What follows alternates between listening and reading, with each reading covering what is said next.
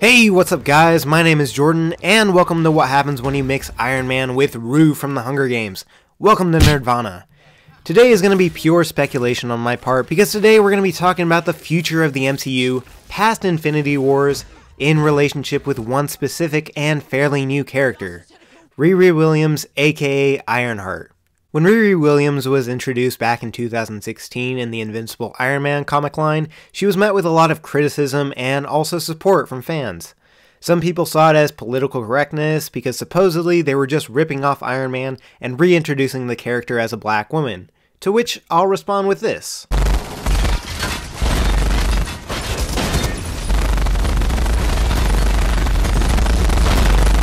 That's right, no one is upset with War Machine nowadays, and he is a blatant ripoff of Iron Man, but he is now considered his own character. Also, so many fan favorites have had spin-off characters based around them. Characters like Supergirl, Superboy, Miss Martian, Red Arrow, the like 50 different Robins, She-Hulk, X-23, Spider-Woman, Spider-Girl, Miles Morales, Jane Foster Thor, Beta Ray Bill, Throg.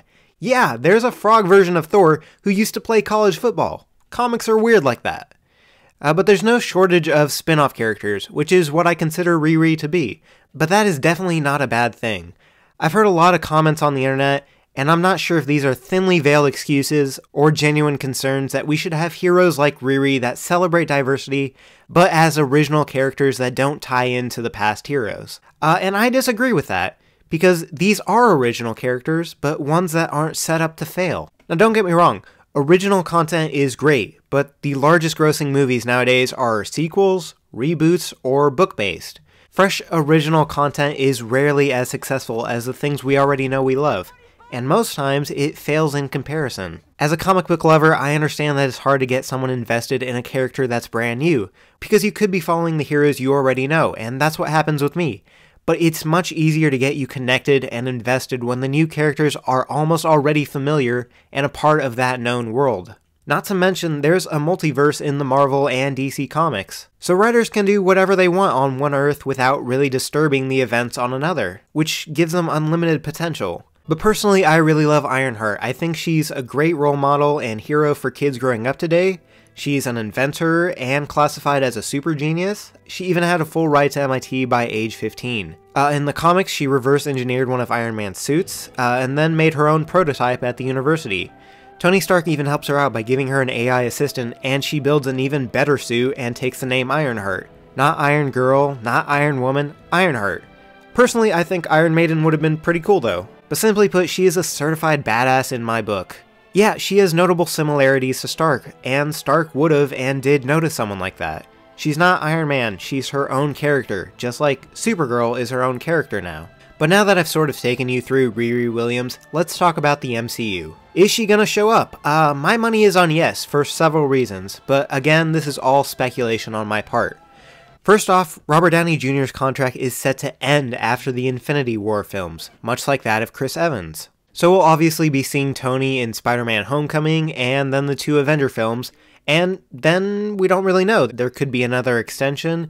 It just really depends on the fate of Iron Man in Infinity War Part 2. Robert Downey Jr. seems to still really love the character, but he's been playing Tony since 2008, so it's understandable if he wants to move on, although his pay is incredible for these movies. Personally, I'd love for him and Chris Evans to stay as long as possible, but there is a clear possibility that they could be leaving pretty soon.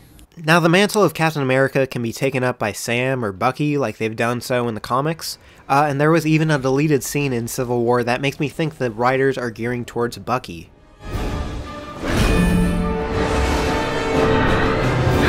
Nice save. I gotta get me one of those. But what about Iron Man? I think it's unlikely that War Machine will take his place, so this would be the perfect opportunity to introduce Ironheart. From the Homecoming trailers and Civil War, we see that Tony is sort of mentoring the new fresh-faced heroes. He updated Spidey's suit, and seems to really be taking the mentor/dad role with Peter. I was just trying to be like you. I wanted you to be better. I'm gonna need the suit back. But I'm nothing without this suit. If you're nothing without this suit, then you shouldn't have it. I think this sort of relationship would work really well with Riri as well, because her father died before she was even born. Tony helps her in the comics because he sees himself in her, and I think Tony currently sees that with Tom Holland's Spider-Man, but it could work just as easily with her. But what led me to create this video was the scene in Captain America Civil War where Tony makes every student at MIT an equal recipient of the September Foundation grant, which, according to him, means all of your projects have just been approved and funded.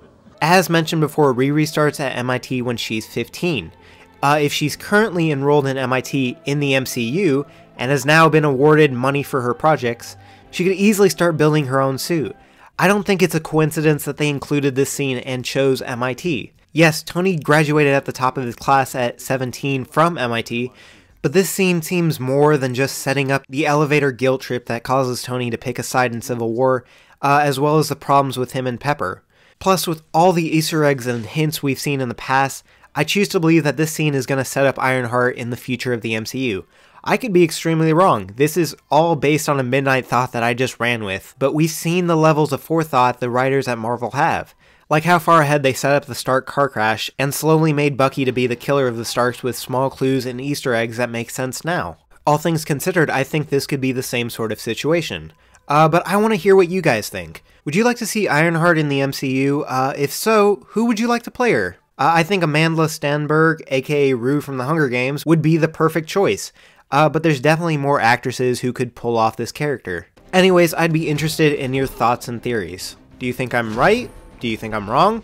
Comment down below and feel free to hit those like and subscribe buttons if you're so inclined to. I definitely can't make you do that, but we're hoping to make this channel successful so we can start doing fun giveaways and more theory videos. But that is all for me. Thank you for listening to the 2 AM ramblings of a college student with nothing to do, and I guess... Go break some eggs.